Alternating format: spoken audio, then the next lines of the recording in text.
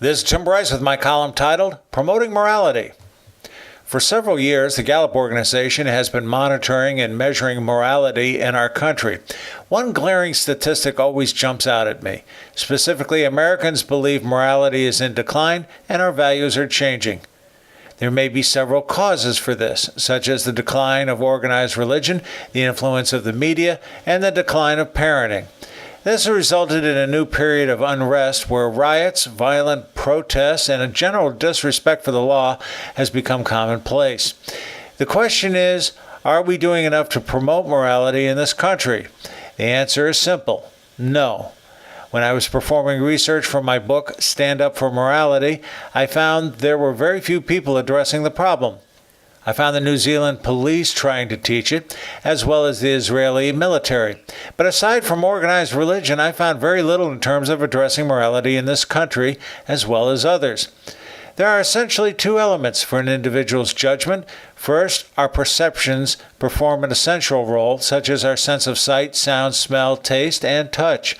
If we do not perceive a situation correctly, we are likely to arrive at an erroneous conclusion. As a veteran systems man, I can assure you if the input is wrong, everything that ensues will be wrong. Consequently, people tend to act on impulse as opposed to dissecting a situation correctly. The second element is our interpretation of right and wrong, representing our moral judgment. Based on our perceptions, we then calculate what we believe to be a proper course of action, which is ultimately based on our values, such as implementation of the golden rules. Do we want to do unto others as we want others to do unto us? Or are we contrary and self-absorbed, only doing what is best for ourselves? Do we believe violence of any kind, be it murder, rape, muggings, is a proper way to socialize? Do we believe theft is justified based on our socioeconomic condition? For example, is looting and theft acceptable for the poor and disadvantaged as opposed to working to obtain property? These two elements, perceptions and values, is the basis for our morality. Our sense of society is ultimately based on finding commonality in moral values. It's a bird of a feather phenomenon whereby we cooperate with people who share our beliefs and resist those who do not. If all of us possessed incompatible values and perceptions, chaos will ensue. In the past, consistent moral values were taught by organized religion. But as the concept of God has diminished, inconsistent interpretations emerge. Since organized religion is in retreat, where should we seek our values? I do not believe the government should be the source of dogma, but it would be nice if they could devise a program to promote moral principles. I am certainly not suggesting a marriage of church and state, but rather an institution concerned with funding ethical practices.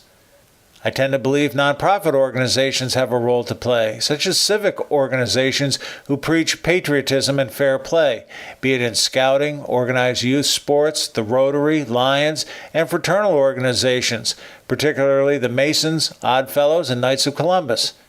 If such groups opened their doors to discuss morality or made an effort to recognize moral behavior, they can go a long way to changing the public's sense of right and wrong.